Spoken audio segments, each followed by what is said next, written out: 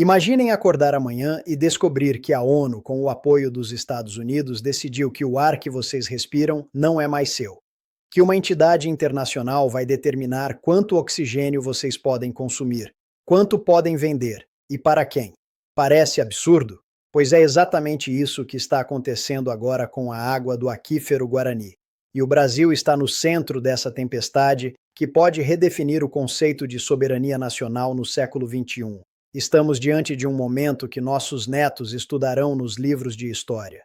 A pergunta é: como esse capítulo será escrito? Como a história de um país que defendeu seus recursos ou como a narrativa de uma nação que entregou sua riqueza de bandeja?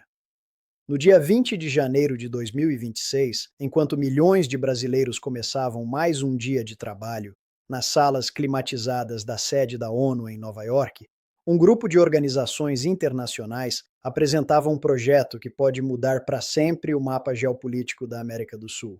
A proposta é simples em sua formulação, mas devastadora em suas consequências: transformar o aquífero Guarani em um objeto de responsabilidade global.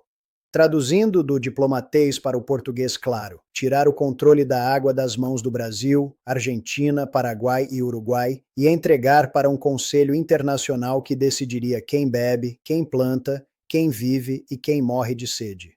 Os números apresentados são alarmantes. Mais de 2,5 bilhões de pessoas enfrentam escassez sistemática de água potável no hemisfério norte e em partes da Ásia. A crise é real, é grave, e ninguém aqui está negando isso. O problema não é a crise, o problema é a solução proposta. A iniciativa, batizada de Patrimônio Hídrico Global, prevê a criação de um conselho que teria poderes extraordinários: definir cotas de extração, estabelecer prioridades de distribuição e, prestem atenção nessa parte, determinar o uso da água com base nas necessidades humanitárias do planeta e não nos interesses nacionais dos países da região. Leiam essa última parte novamente. Não nos interesses nacionais dos países da região. Em outras palavras, o que vocês, brasileiros, argentinos, paraguaios e uruguaios querem fazer com a água que está sob o solo de vocês não importa mais. O que importa é o que o mundo, leia-se, as potências do norte global, precisa. Os defensores da proposta usam um argumento que, à primeira vista, parece irrefutável. A água é um direito humano básico, comparável ao ar, declararam os representantes americanos. Em condições de catástrofe climática, os maiores reservatórios de água doce devem ser tratados como patrimônio mundial sob supervisão internacional transparente. É bonito no papel, é nobre no discurso, mas vamos descascar essa cebola camada por camada. Primeiro, a água é sim um direito humano. Ninguém discorda disso. Mas desde quando os Estados Unidos se tornaram os grandes defensores dos direitos humanos universais? O mesmo país que consome recursos do planeta inteiro de forma desproporcional, que tem uma pegada de carbono per capita várias vezes maior que a brasileira, que historicamente explorou recursos naturais de países em desenvolvimento. Esse país agora se apresenta como o guardião moral da água do mundo. Segundo, a transparência internacional. Vamos falar sobre transparência? Que tal começarmos pela transparência nos subsídios agrícolas americanos e europeus, que distorcem o mercado global há décadas? Que tal transparência sobre como essas mesmas potências chegaram à crise hídrica por má gestão, desperdício industrial e um modelo de desenvolvimento insustentável? Terceiro, e mais importante, esse discurso humanitário esconde uma realidade muito mais crua.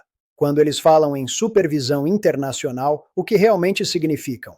Quem vai compor esse conselho? Quem vai ter poder de voto? Vamos apostar que a composição será equilibrada, com os países desenvolvidos tendo maioria decisória, é claro. O governo brasileiro reagiu com uma dureza que não víamos há anos na diplomacia. O Itamaraty, tradicionalmente conhecido por sua linguagem comedida e diplomática, não poupou palavras. Chamou a iniciativa de tentativa de atentado à soberania nacional e de agressão econômica. E vejam bem, não é exagero, não é retórica nacionalista vazia. É a defesa de princípios básicos do direito internacional que todos concordaram depois da Segunda Guerra Mundial: a soberania territorial e o direito de cada nação sobre seus recursos naturais. O Brasil tem argumentos sólidos e precisamos entendê-los todos. 70% do aquífero Guarani está em território brasileiro. 70%. Isso não é um detalhe estatístico, é um fato geopolítico fundamental. A maior parte desse recurso está literalmente sob nosso solo, sob nossos pés, irrigando nossas plantações, sustentando nossas cidades, alimentando nosso desenvolvimento. Durante séculos, o Brasil foi explorado por suas riquezas. Levaram nosso ouro, levaram nossa madeira, levaram nosso pau-brasil até quase a extinção. E agora, quando finalmente temos a chance de usar nossos próprios recursos para nosso próprio desenvolvimento, vem alguém de fora dizer que não podemos? Aqui está um ponto que não pode passar despercebido. O Brasil não é um país irresponsável com seus recursos hídricos. Nós já temos um acordo funcional desde 2010 entre Brasil, Argentina, Paraguai e Uruguai para a gestão sustentável do Guarani. Um acordo que funciona, que respeita as necessidades de todos os países envolvidos, que foi construído com diálogo regional entre iguais. Esse acordo não foi imposto de cima para baixo.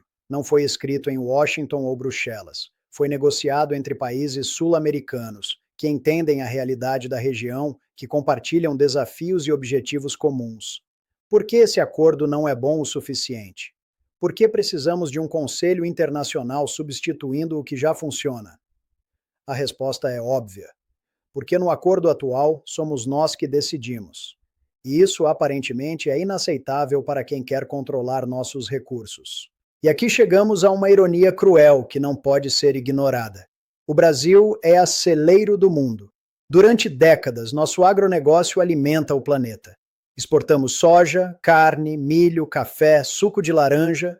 A lista é interminável. Somos um dos poucos países que podem se orgulhar de dizer que ajudam a matar a fome no mundo. E como fazemos isso? Com gestão eficiente de nossos recursos, incluindo a água. Os estados de Mato Grosso e São Paulo, que dependem do Guarani, são potências agrícolas que alimentam centenas de milhões de pessoas globalmente. Então deixem eu ver se entendi. Quando o Brasil usa sua água para produzir comida que alimenta o mundo, está tudo bem. Mas quando queremos manter controle sobre essa mesma água, de repente somos egoístas, de repente somos irresponsáveis, é o que chamamos de padrão duplo. O Brasil pode ser útil, pode ser o fornecedor, pode ser o celeiro, mas não pode ser o dono de seus próprios recursos.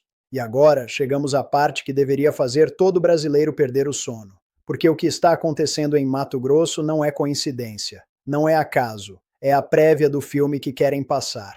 Consórcios agrotécnicos americanos, ouçam bem, consórcios privados, já começaram a fazer lobby pela criação de zonas de gestão especial, exatamente nos pontos onde o aquífero chega à superfície. Sob o pretexto de proteção ecológica, estão preparando a infraestrutura para a privatização direta dos pontos de acesso à água. Vamos traduzir o que isso significa na prática. Empresas privadas controlando o acesso à água. Pequenos agricultores que por gerações usaram essa água livremente, de repente tendo que pagar taxas para corporações estrangeiras pelo direito de irrigar suas plantações.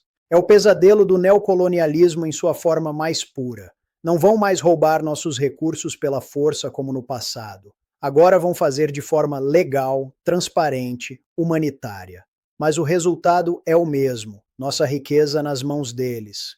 E aqui está a parte mais incrível, ou mais deprimente, dependendo do ponto de vista. Isso não é novo, não é original.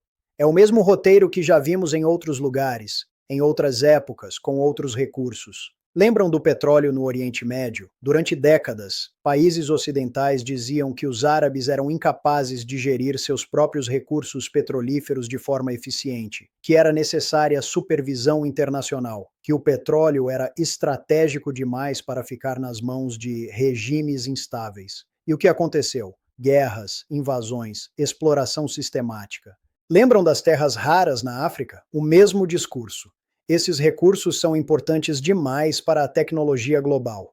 Precisam de gestão internacional. E hoje?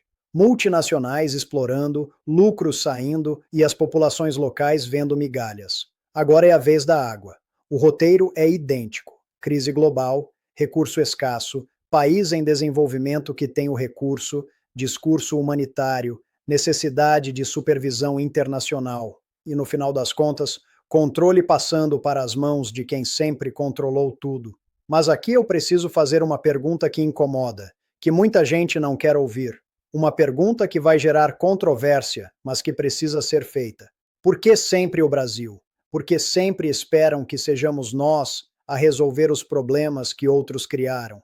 Porque sempre somos nós que temos que sacrificar, que temos que entender a situação global, que temos que ser solidários.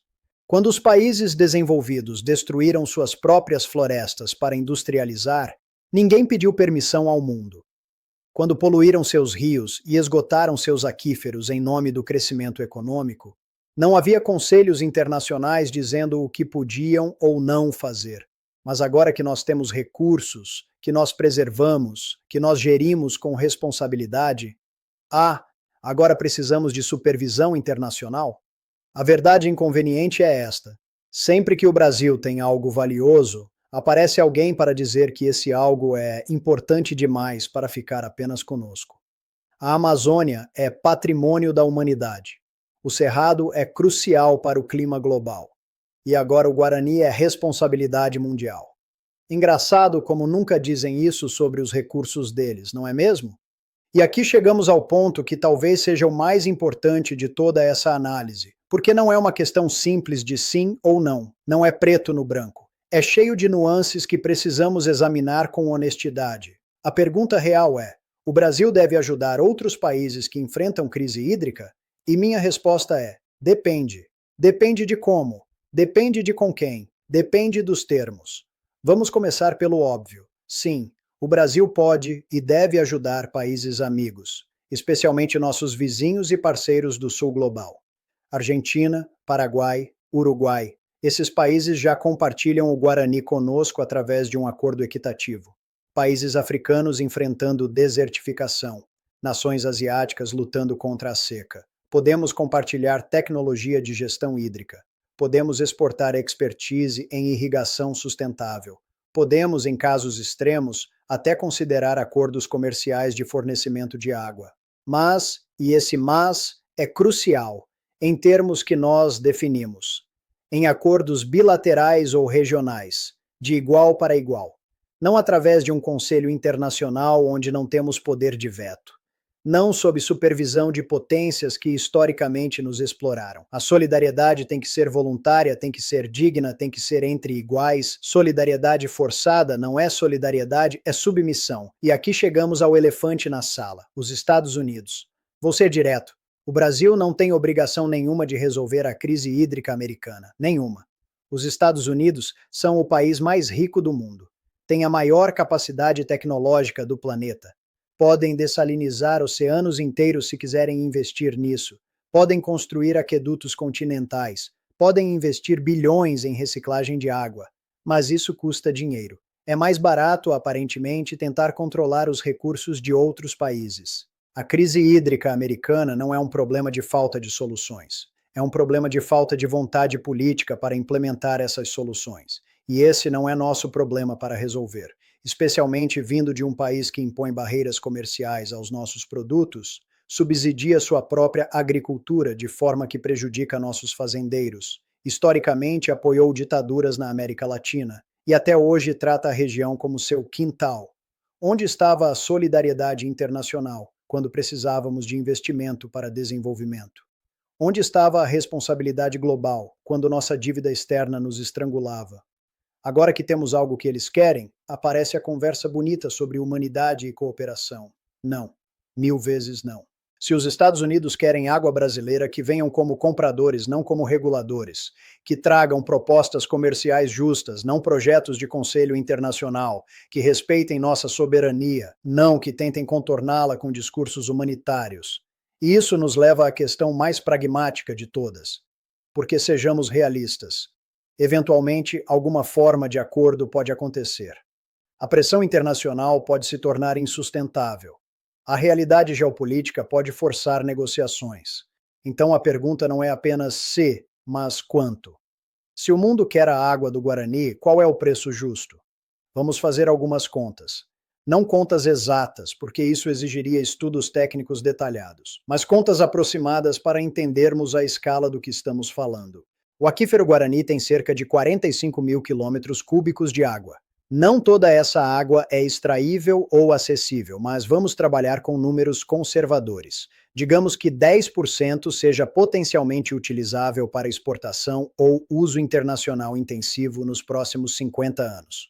São 4.500 quilômetros cúbicos. Quanto vale isso? No mercado internacional, países em crise hídrica já pagam valores astronômicos por dessalinização, cerca de 500 a $1.000 por 1.000 metros cúbicos de água potável produzida. Água limpa de aquífero, que não precisa de tratamento pesado, vale mais. Se colocarmos um valor médio de $800 por 1.000 metros cúbicos, estamos falando de 3,6 trilhões de dólares em valor de mercado ao longo de meio século. 3 trilhões e 600 bilhões de dólares. Para colocar em perspectiva, isso é mais que o PIB atual do Brasil. É mais que toda a nossa dívida pública. É dinheiro suficiente para transformar completamente nosso país. Mas aqui está a questão. Quem está oferecendo isso? Ninguém. A proposta da ONU não fala em compensação financeira adequada. Fala em gestão compartilhada, em responsabilidade global, em acesso equitativo. Tudo menos em pagar o preço justo pelo que querem tomar. Se fôssemos negociar de boa fé, quanto o Brasil deveria exigir?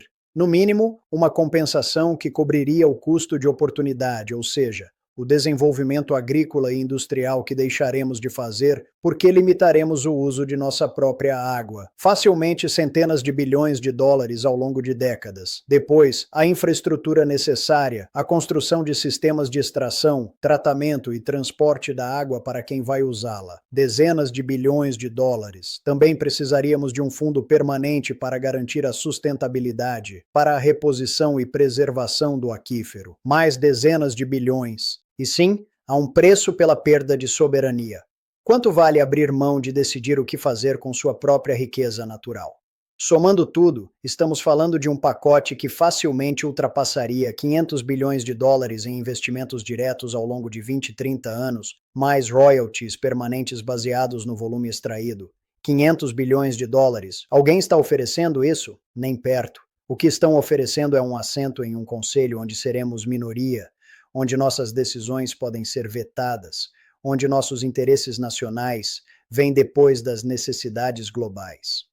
Estão oferecendo o privilégio de ver nossos recursos sendo controlados por outros, com a promessa vaga de que será para o bem da humanidade. E aqui chegamos ao cerne de tudo, ao ponto onde a análise política encontra a realidade de cada brasileiro. Porque essa não é uma decisão que o governo pode tomar sozinho. Não deveria ser. Isso vai definir o futuro do país para gerações. A pergunta que cada brasileiro precisa se fazer é: estamos dispostos a abrir mão do controle sobre nossos recursos naturais mais valiosos?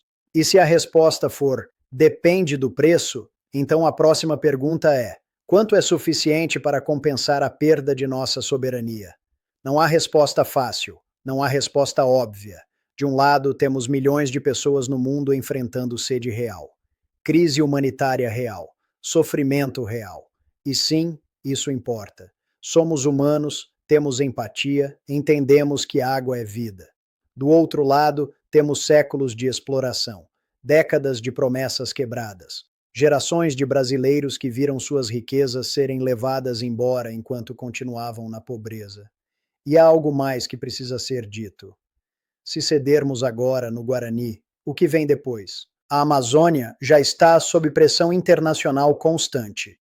Se aceitarmos o princípio de que recursos naturais dentro de nossas fronteiras podem ser declarados patrimônio global e colocados sob controle internacional, qual é o próximo passo? Amanhã vão dizer que a floresta amazônica é crucial demais para o clima global para ficar sob controle apenas brasileiro. Depois de amanhã, que nossos minerais são estratégicos demais. E assim por diante. Onde traçamos a linha? Em que ponto dizemos, não, isso é nosso e nosso vai continuar sendo? Vamos tirar as máscaras de toda essa situação e falar sobre o que realmente está acontecendo. Isso não é sobre humanitarismo. Isso não é sobre direitos humanos. Isso não é sobre salvar o planeta. Isso é sobre poder, é sobre recursos, é sobre quem controla o que e quem lucra com isso. As potências desenvolvidas gastaram 2 séculos industrializando sem pensar em sustentabilidade. Esgotaram seus próprios recursos, poluíram suas próprias águas. E agora querem que países como o Brasil, que foram mais cuidadosos, que preservaram mais, paguem o preço pela irresponsabilidade deles. É a versão século XXI do colonialismo. Não vem mais com navios e canhões. Vem com resoluções da ONU e discursos sobre responsabilidade global. Mas o objetivo é o mesmo: controlar os recursos dos países mais fracos. E é por isso que o Brasil está buscando aliados no Sul Global e no BRICS. Porque esses países entendem. Eles já passaram por isso. Eles conhecem esse jogo. China, Rússia, Índia, África do Sul, todos já enfrentaram tentativas de controle internacional sobre seus recursos ou suas políticas. Todos resistiram. E todos estão dispostos a apoiar o Brasil agora. Não por altruísmo, não por amizade, mas porque sabem que se o Brasil cair nessa armadilha hoje, qualquer um deles pode ser o próximo amanhã. É a política real. É o jogo de poder mundial como ele realmente funciona, sem os filtros diplomáticos e sem a retórica bonita. Vamos resumir o que realmente está em jogo aqui. Soberania nacional. O direito fundamental de uma nação de controlar seus próprios recursos dentro de seu próprio território.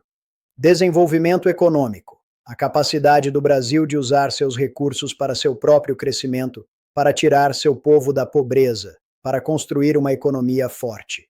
Precedente histórico. Se outros países podem, através de organizações internacionais, tomar controle de nossos recursos, que proteção temos contra futuras apropriações? Dignidade nacional. A questão de sermos tratados como iguais na comunidade internacional, não como provedores de recursos para potências mais ricas. Por outro lado, também está em jogo as relações internacionais. Resistir pode significar pressão econômica, sanções, isolamento político. Há a responsabilidade humanitária, o peso moral de ter recursos que poderiam aliviar sofrimento humano. E há oportunidades econômicas. Acordos internacionais, bem negociados, poderiam trazer investimentos e tecnologia. Na minha opinião, existe apenas uma forma do Brasil sair dessa situação com dignidade e vantagem. Não podemos simplesmente dizer não a tudo e isolar o país. O mundo é interconectado demais. Nossa economia depende demais do comércio internacional. Mas também não podemos aceitar o que está sendo proposto: rendição disfarçada de cooperação. A saída é estabelecer nossos próprios termos, é dizer, sim, podemos falar sobre compartilhar recursos, mas será sob nossas condições. Primeiro, mantemos controle majoritário. Qualquer acordo tem que garantir que o Brasil tenha poder de veto sobre decisões que afetem o Guarani. Segundo, compensação real, tangível, massiva. Centenas de bilhões em investimentos em infraestrutura, educação, tecnologia. Não promessas, mas contratos com penalidades. Terceiro, transferência tecnológica total. Se vamos compartilhar água, queremos acesso completo a tecnologias de gestão hídrica, dessalinização, agricultura sustentável. Quarto, reciprocidade. Se nossos recursos naturais são patrimônio global, então tecnologias desenvolvidas com dinheiro público em países ricos também são. Queremos acesso a patentes, a pesquisas, a inovações. Quinto, tempo limitado. Qualquer acordo tem que ter prazo de validade, reavaliação a cada 10, 15 anos. Não podemos amarrar gerações futuras a decisões tomadas hoje. E aqui chegamos ao final dessa análise, mas talvez ao início da parte mais importante. Porque essa decisão não pode ser tomada apenas pelo governo, não pode ser negociada apenas por diplomatas em Brasília ou Nova York. Cada brasileiro precisa pensar sobre isso, precisa discutir com família, com amigos, com colegas de trabalho, precisa entender o que está em jogo. Perguntem a si mesmos: que país queremos ser? Como queremos ser vistos pelo mundo? Que legado queremos deixar para nossos filhos? Queremos ser o país que defendeu sua soberania, que negociou de igual para igual, que usou seus recursos para construir uma nação forte e próspera? Ou queremos ser o país que cedeu à pressão, que entregou seus recursos, que aceitou ser tratado como fornecedor subserviente das potências globais? Não há resposta certa ou errada que se aplique a todos. Cada pessoa vai ter sua própria conclusão, baseada em seus valores, suas prioridades, sua visão de Brasil. Estamos em uma encruzilhada histórica. O caminho que escolhermos agora vai definir não apenas a questão da água, mas o tipo de país que seremos nas próximas décadas. Se cedermos facilmente, estaremos mandando uma mensagem ao mundo. O Brasil pode ser pressionado. Nossos recursos estão disponíveis se a pressão for suficiente. Se resistirmos de forma inteligente, se negociarmos duramente, se defendermos nossos interesses sem isolacionismo, mas também sem subserviência, estaremos estabelecendo um precedente diferente. O Brasil é um parceiro, não um subordinado. Vou terminar com uma verdade que muitos não querem ouvir, mas que precisa ser dita. O mundo desenvolvido criou a crise climática. O mundo desenvolvido consumiu recursos de forma insustentável por 2 séculos.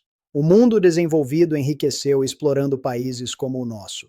E agora que as consequências chegaram, querem que sejamos nós a pagar o preço. Não com dinheiro, eles têm dinheiro de sobra. Querem que paguemos com nossa soberania, com nosso futuro, com os recursos que poderíamos usar para finalmente tirar todos os brasileiros da pobreza. Podemos ser solidários? Sim. Devemos ajudar o mundo? Talvez. Mas precisa ser em nossos termos, com nosso controle, pelo preço justo. Porque se há uma lição que a história nos ensinou é esta: ninguém vai defender os interesses do Brasil melhor do que os próprios brasileiros. A água do Guarani é nossa. A decisão sobre ela deve ser nossa. E o futuro que construiremos com ela precisa ser nosso também. O resto é negociável. Mas isso é inegociável.